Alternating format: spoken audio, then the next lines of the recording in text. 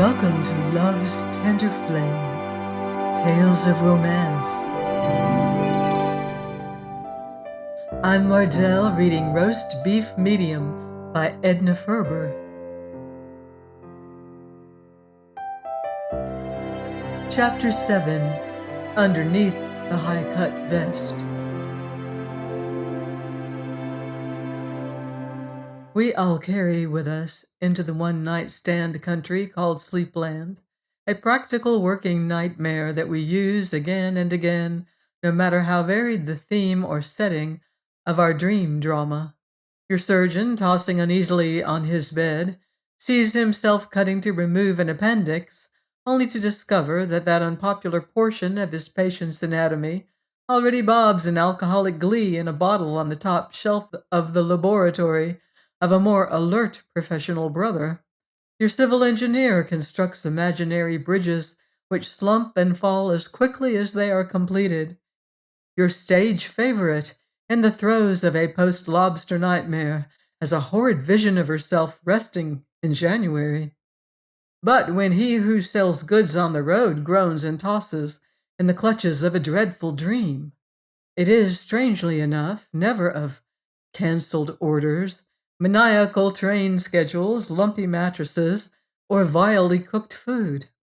These things he accepts with a philosopher's cheerfulness. No, his nightmare is always a vision of himself, sick on the road, at a country hotel, in the middle of a spring season. On the third day that she looked with more than ordinary indifference upon her hotel and dining car food, Mrs. Emma McChesney, representing the T.A. Buck Featherloom Petticoat Company, wondered if, perhaps, she did not need a bottle of bitter tonic. On the fifth day she noticed that there were chills chasing up and down her spine and back and forth from legs to shoulder blades when other people were wiping their chins and foreheads with bedraggled-looking handkerchiefs and demanding to know how long this heat was going to last anyway. On the sixth day, she lost all interest in T.A. Buck's Featherloom petticoats, and then she knew that something was seriously wrong. On the seventh day, when the blonde and nasal waitress approached her in the dining room of the little hotel at Glen Rock, Minnesota, Emma McChesney's mind somehow failed to grasp the meaning of the all too obvious string of questions which were put to her. Questions ending in the inevitable coffee, tea, or milk. At that juncture, Emma McChesney had looked up into the girl's face in a puzzled, uncomprehending way, had passed one hand dazedly over her hot forehead, and replied with great earnestness. Years of the 12th at hand and contents noted. The greatest little skirt on the market. He's going to be a son to be proud of, God bless him. Want to leave a call for 7 sharp. The lank waitress's face took on an added blankness.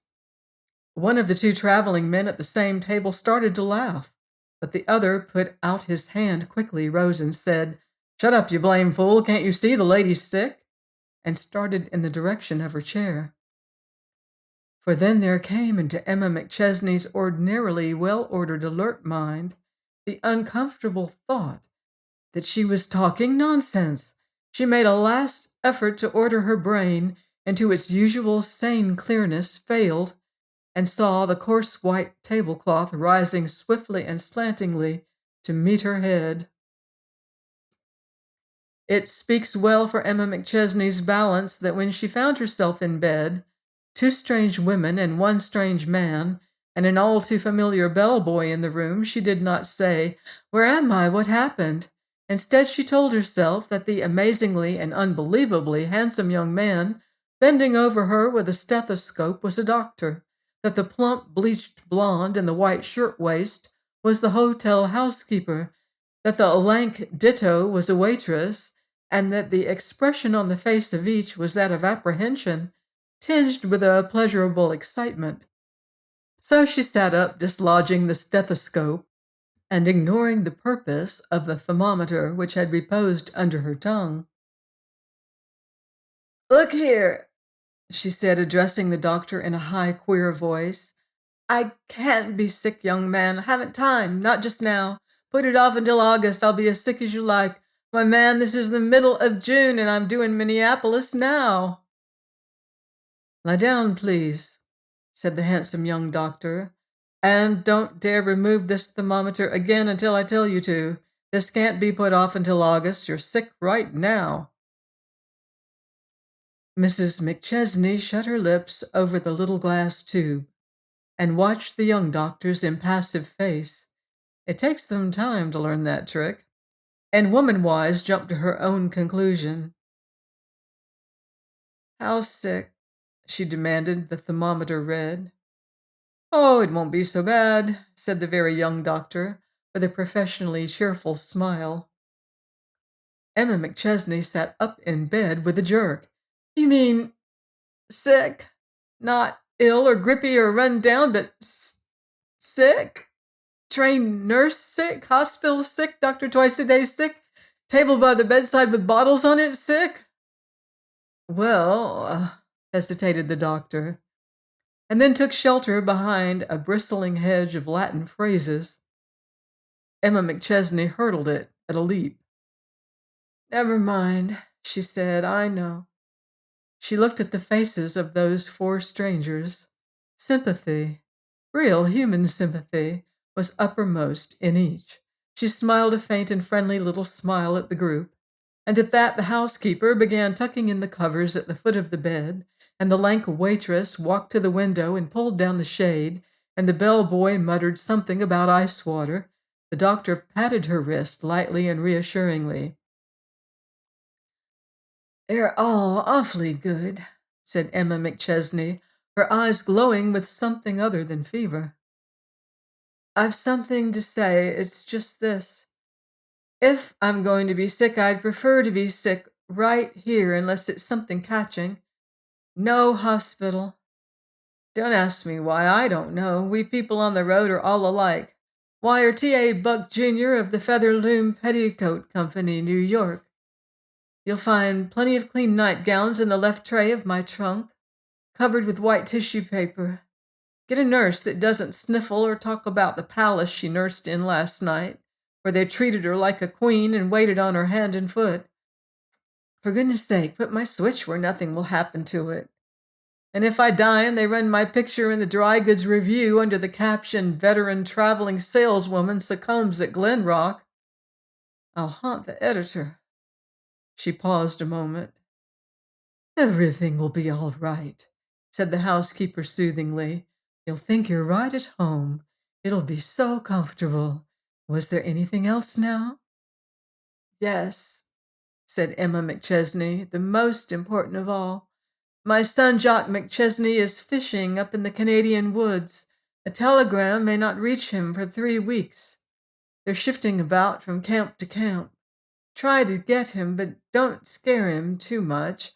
You'll find the address under J, in my address book in my handbag. Poor kid. Perhaps it's just as well he doesn't know. Perhaps it was. At any rate, it was true that had the tribe of McChesney been as the leaves of the trees, and had it held a family reunion in Emma McChesney's little hotel bedroom, it would have mattered not at all to her. For she was sick. Doctor 3 times a day, trained nurse, bottles by the bedside, sick. Her head, with its bright hair rumpled and dry with the fever, tossing from side to side on the lumpy hotel pillow, or lying terribly silent and inert against the gray-white of the bed linen. She never quite knew how narrowly she escaped that picture in the Dry Goods Review. Then, one day the fever began to recede, slowly, whence fevers come, and the indefinable air of suspense and repression that lingers about a sick room at such a crisis began to lift imperceptibly. There came a time when Emma McChesney asked in a weak but sane voice, Did Jock come? Did they cut off my hair? Not yet, dear, the nurse had answered to the first, but we'll hear in a day or so, I'm sure. And Your lovely hair? Well, not if I know it, to the second. The spirit of small town kindliness took Emma McChesney in its arms. The dingy little hotel room glowed with flowers. The story of the sick woman fighting there alone and the terrors of delirium had gone up and down about the town. Housewives with a fine contempt for hotel soups sent broths of chicken and beef. The local members of the UCT sent roses enough to tax every vase and wash pitcher that the hotel could muster, and asked their wives to call at the hotel and see what they could do. The wives came obediently, but with suspicion and distrust in their eyes, and remained to pat Emma McChesney's arm, asked to read aloud to her, and to indulge generally in that process known as cheering her up. Every traveling man who stopped at the little hotel on the way to Minneapolis added to the heaped up offerings at Emma McChesney's shrine. Books and magazines assumed the proportions of a library. One could see the hand of T.A. Buck Jr. in the cases of mineral water, quarts of wine, cunning cordials, and tiny bottles of liqueur that stood in convivial rows on the closet shelf and floor. There came letters, too, and telegrams with such phrases as "Let nothing be left undone" and "Spare no expense" under T.A. Buck Jr.'s signature. So Emma McChesney climbed the long, weary hill of illness and pain, reached the top panting, and almost spent, rested there, and began the easy descent on the other side that led to recovery and strength. But something was lacking. That sunny optimism that had been Emma McChesney's most valuable asset was absent. The blue eyes had lost their brave laughter. A despondent droop lingered in the corners of the mouth that had been such a rare mixture of firmness and tenderness. Even the advent of Fat Ed Myers, her keenest competitor and representative of the Strauss Sans Silk Company, failed to awaken in her the proper spirit of antagonism. Fat Ed Myers sent a bunch of violets that devastated the violet beds at the local greenhouse. Emma McChesney regarded them listlessly when the nurse lifted them out of their tissue wrappings. But the name on the card brought a tiny smile to her lips. "He says he'd like to see you if you feel able," said Miss Haney, the nurse, when she came up from dinner. Emma McChesney thought a moment. "Better tell him it's catching," she said. "He knows it isn't," returned Miss Haney, "but if you don't want him, why—" "Tell him to come up," interrupted Emma McChesney suddenly.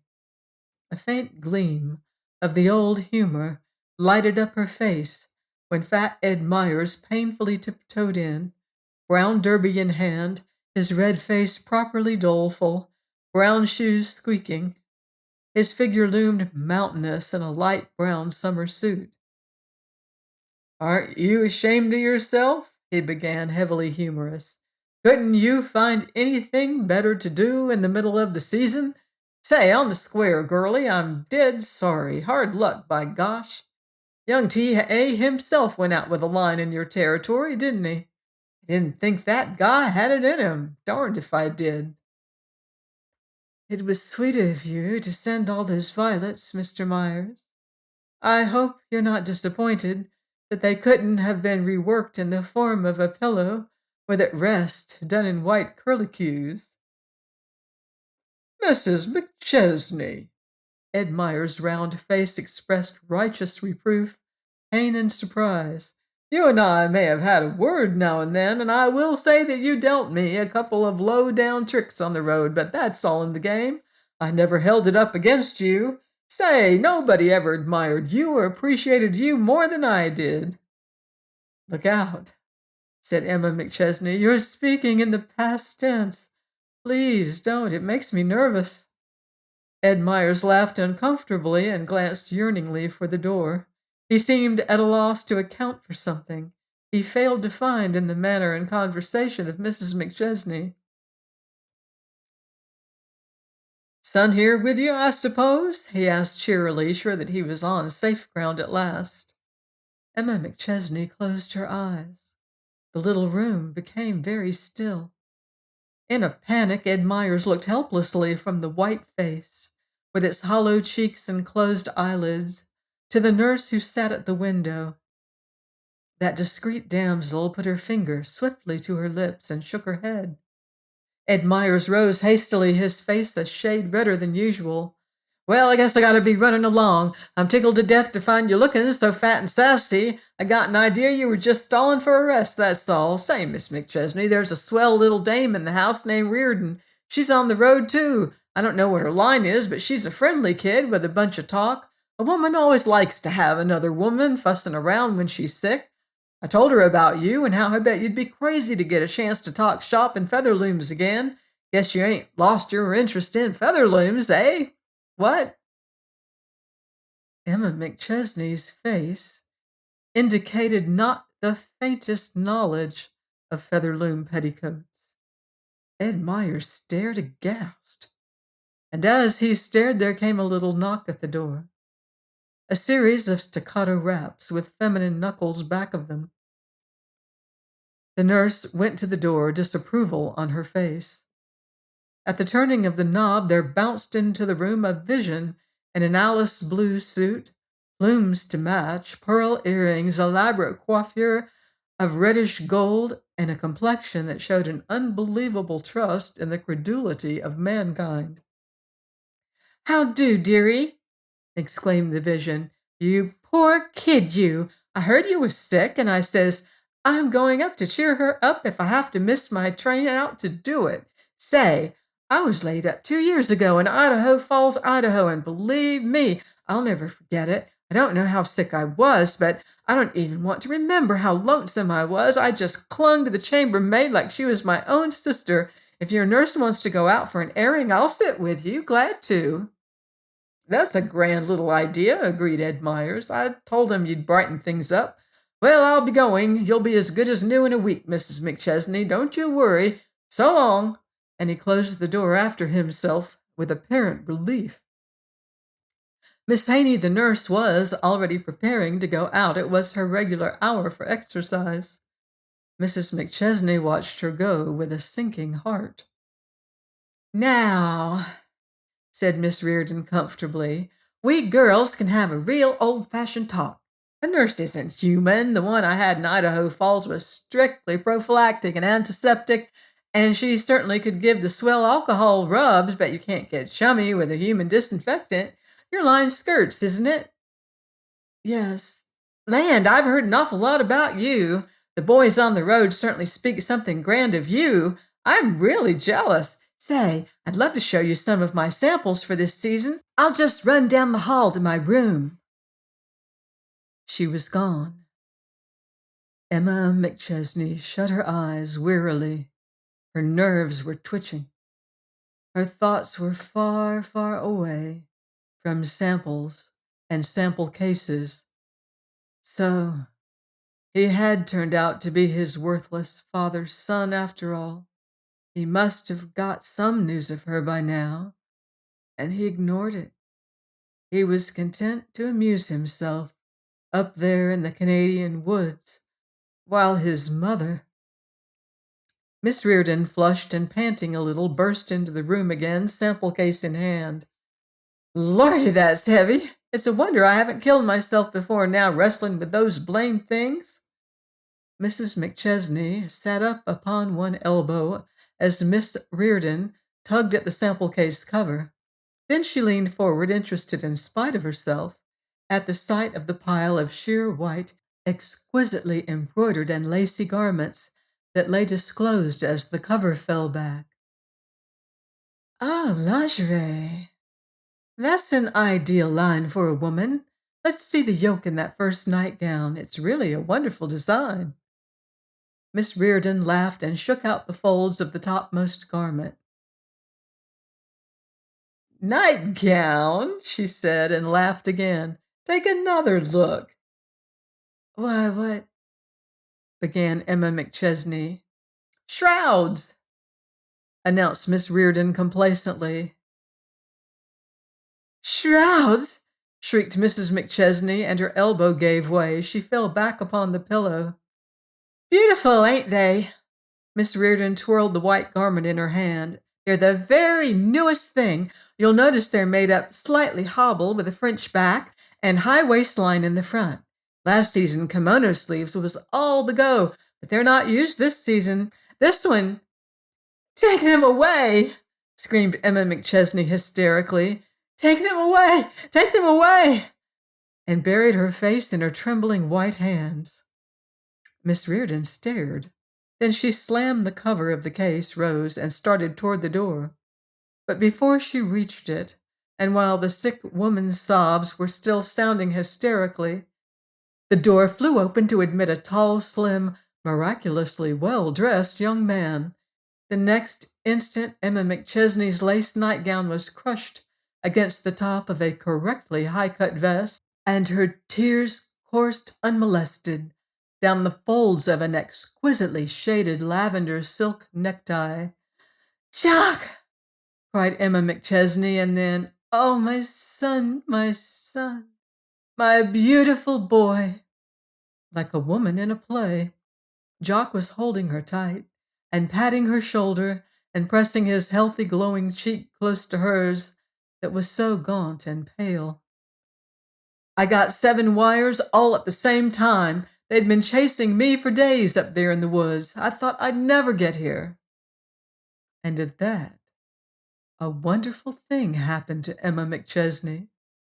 She lifted her face and showed dimples where lines had been, smiles where tears had coursed, a glow where there had been a grayish pallor. She leaned back a bit to survey this son of hers. Ah, how black you are! It was the old Emma McChesney that spoke. You young devil, you're actually growing a mustache. There's something hard in your left-hand vest pocket. If it's your fountain pen, you'd better rescue it, because I'm going to hug you again. But Jock McChesney was not smiling. He glanced around the stuffy little hotel room. It looked stuffier and drearier than ever, in contrast with his radiant youth, his glowing freshness, his outdoor tan, his immaculate attire. He looked at the astonished Miss Reardon. At his gaze, that lady muttered something and fled, sample case banging at her knees. At the look in his eyes, his mother hastened woman-wise to reassure him.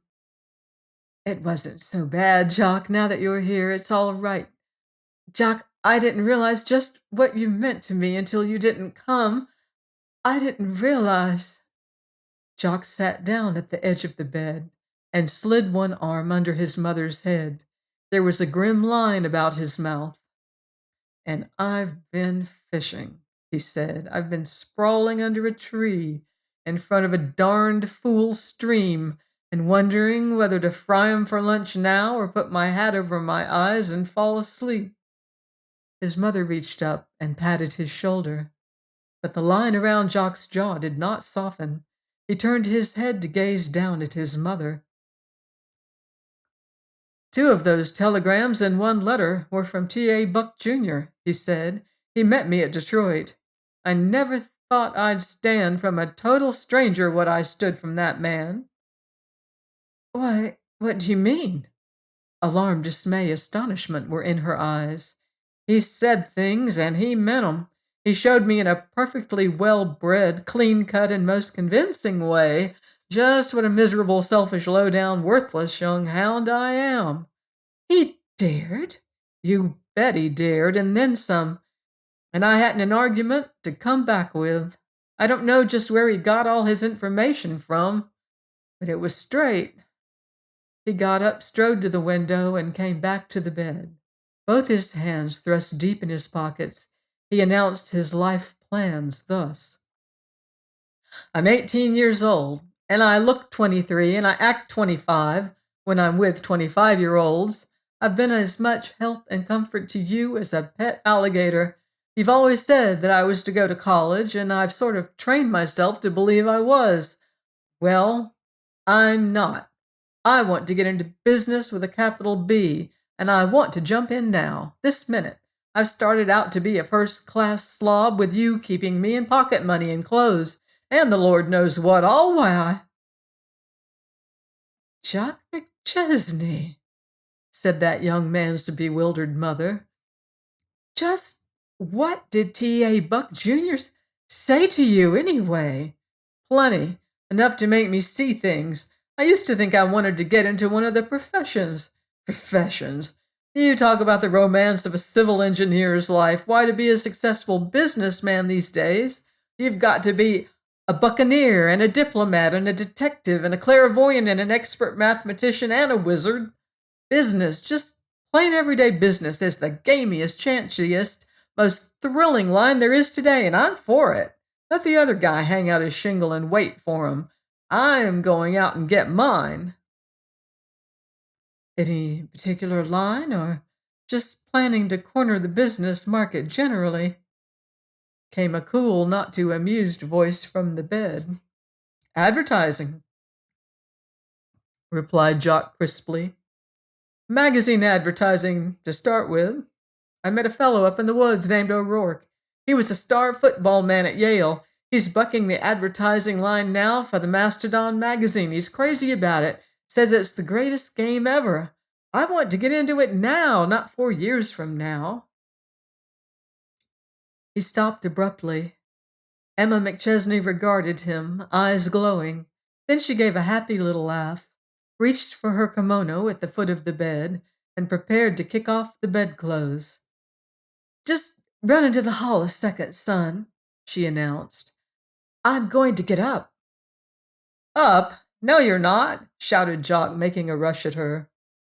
Then, in the exuberance of his splendid young strength, he picked her up, swathed snugly in a roll of sheeting and a light blanket, carried her to the big chair by the window, and seated himself with his surprised and laughing mother in his arms. But Mrs. McChesney was serious again in a moment. She lay with her head against her boy's breast for a while. Then she spoke what was in her sane, far-seeing mind. Jock, if I've ever wished you were a girl, I take it all back now. I'd rather have heard what you just said than any piece of unbelievable good fortune in the world. God bless you for it, dear. But, Jock, you're going to college. No, wait a minute. You'll have a chance to prove the things you just said by getting through in 3 years instead of the usual 4. If you're in earnest, you can do it. I want my boy to start into this business war equipped with every means of defense. You called it a game. It's more than that. It's a battle. Compared to the successful businessmen of today, the Revolutionary Minutemen were as keen and alert as the Seven Sleepers. I know that there are more non-college men driving streetcars than there are college men. But that doesn't influence me. You could get a job now. Not much of a position, perhaps, but something self-respecting and fairly well-paying. It would teach you many things. You might get a knowledge of human nature that no college could give you. But there's something.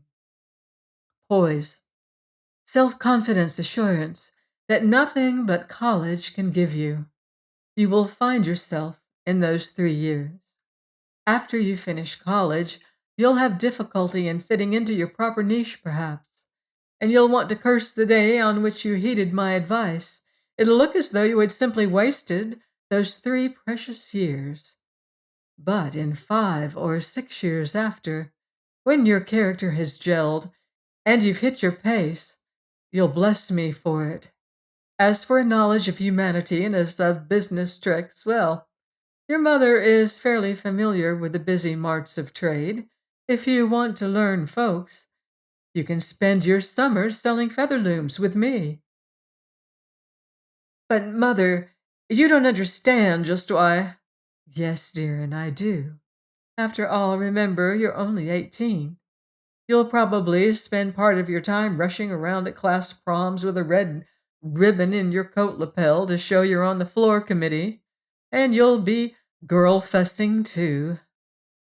But you'd be attracted to girls in or out of college, and I'd rather just now that it would be some pretty nice thinking college girl in a white sweater and a blue serge skirt, whose worst thought was wondering if you could be cajoled into taking her to the freshman sophomore basketball game.